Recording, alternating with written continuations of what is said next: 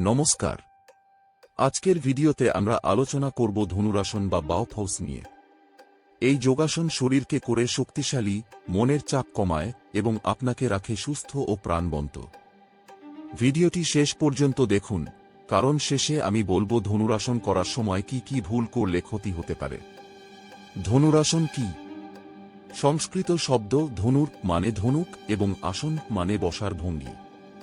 শরীর এই আসনে বাঁকা হয়ে ধনুকের মতো হয়ে যায়, তাই এর নাম ধনুরাসন। ধনুরাসনের উপকারিতা। চলুন এবার জেনে নেই ধনুরাসনের অসাধারণ উপকারিতা। মেরুদণ্ড নমনীয় ও শক্তিশালী হয়। পিঠ, বুক, কাঁধ ও উরুর পেশি টোন্ড হয়। হজম শক্তি বাড়ায়, কোষ্ঠকাঠিন্য দূর করে। শ্বাস প্রশ্বাস ভালো করে, ফুসফুস শক্তিশালী হয়। রক্ত সঞ্চালন বৃদ্ধি করে, শরীর চাঙ্গা করে। ওজন কমাতে সাহায্য করে, বিশেষত পেট ও কোমরের চর্বি কমায়। মানসিক চাপ কমায়, একাগ্রতা ও মনোযোগ বাড়ায়।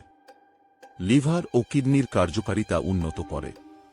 ধনুরাসনের পদ্ধতি স্টেপ বাই স্টেপ। এবার আসুন ধনুরাসন করার ধাপে ধাপে নিয়ম দেখে নেই। যোগম্যাটে উল্টো হয়ে পেটে শুয়ে পড়ুন। হাঁটু ভাঁজ করে পায়ের গোড়ালি দুই হাত দিয়ে ধরুন। গভীর শ্বাস নিয়ে বুক, মাথা ও হাঁটু একসাথে উপরে তুলুন। শরীরের ভঙ্গি যেন হনুকের মতো হয়।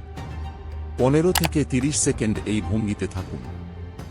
ধীরে ধীরে শ্বাস ছাড়তে ছাড়তে ভঙ্গি ভেঙে আবার মাটিতে শুয়ে পড়ুন। শুরুতে দিনে 2-3 বার করুন, ধীরে ধীরে সময় ও পুনরাবৃত্তি বাড়ান। সতর্কতা ও ভুল এড়ানোর উপায়। সব আসনের মতো ধনুরাসন করারও কিছু নিয়মকানুন আছে। গর্ভবতী মহিলারা করবেন না।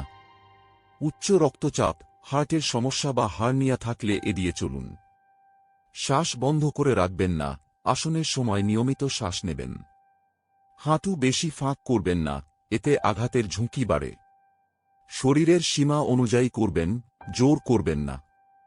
নিয়মিত ধনুরাসন করলে শরীর হবে নমনীয়, মন হবে শান্ত এবং সুস্থ জীবনযাপনে এক নতুন মাত্রা যোগ হবে।